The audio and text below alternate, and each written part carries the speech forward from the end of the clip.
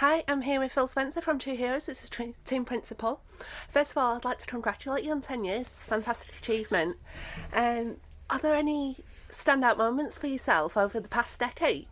The last 10 years have been a roller coaster, really. Clearly, standout is the fact we're here. We're still doing what we do in a bigger scale than it was 10 years ago.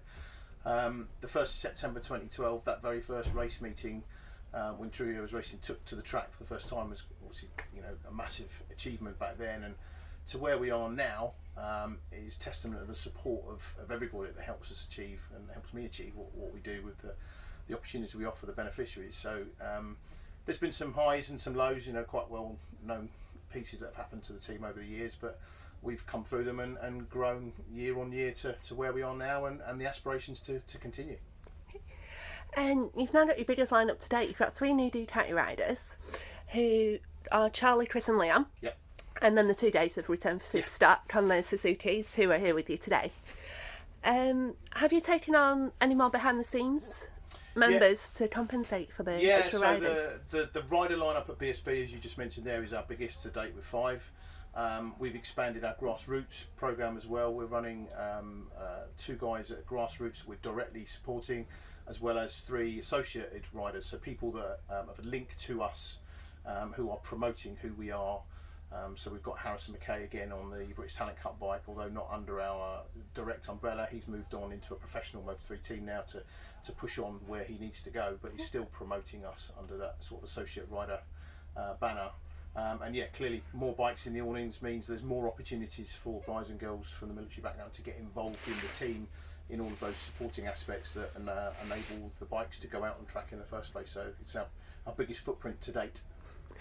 If there's anybody watching this who'd like to get involved with the team, what's the best way to go about it? You can find all sorts of information. As you say, 10 years, there's a lot of stuff out there on Google, on social media sites. So you just need to Google True Heroes Racing and it will take you to either our website, our social media sites, or news reports that have been done about the organisation over the 10 years and tell you everything about what we are. The UK's first and only motorcycle race team dedicated to supporting wounded, injured and sick UK service personnel and veterans.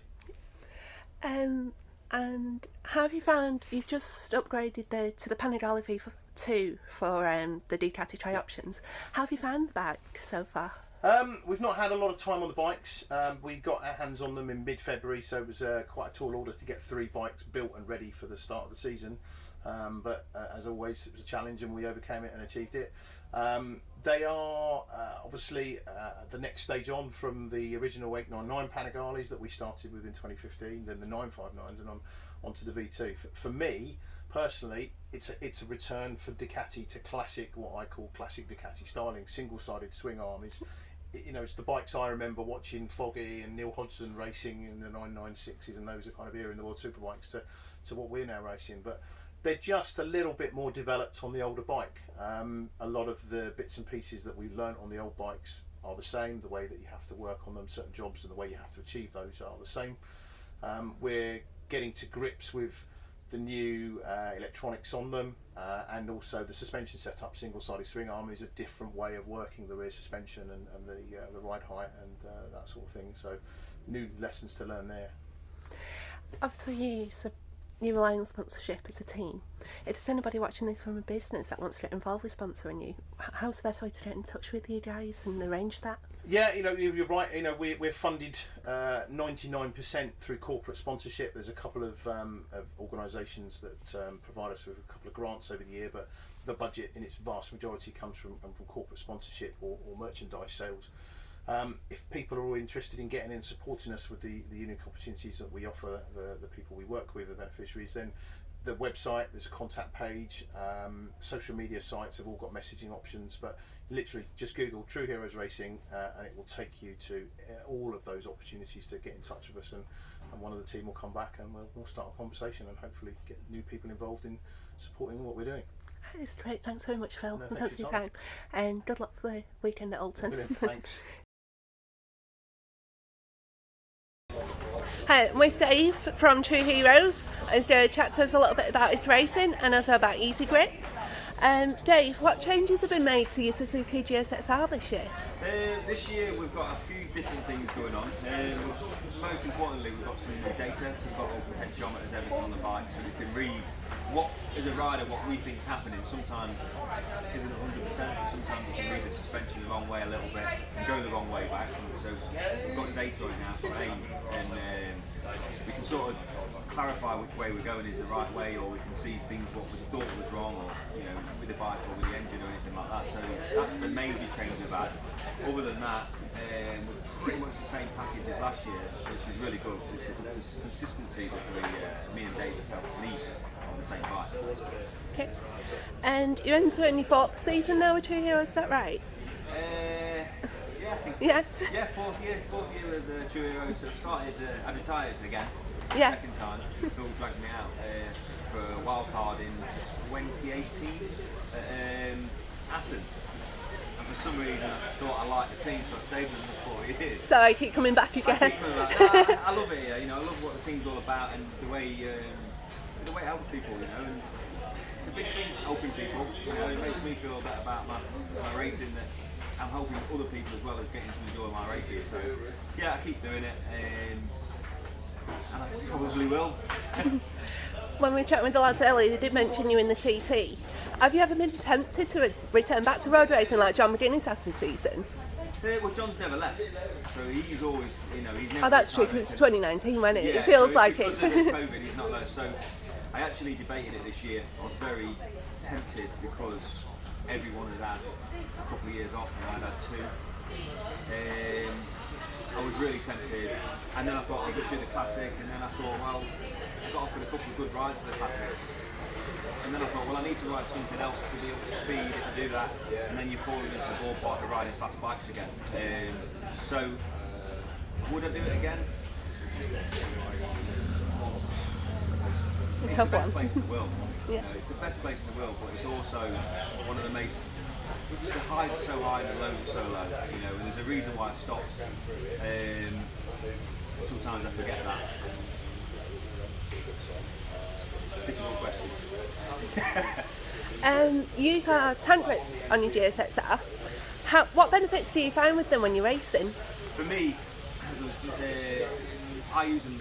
Everybody uses the grips on the tank, but I probably use them a little bit more than other people.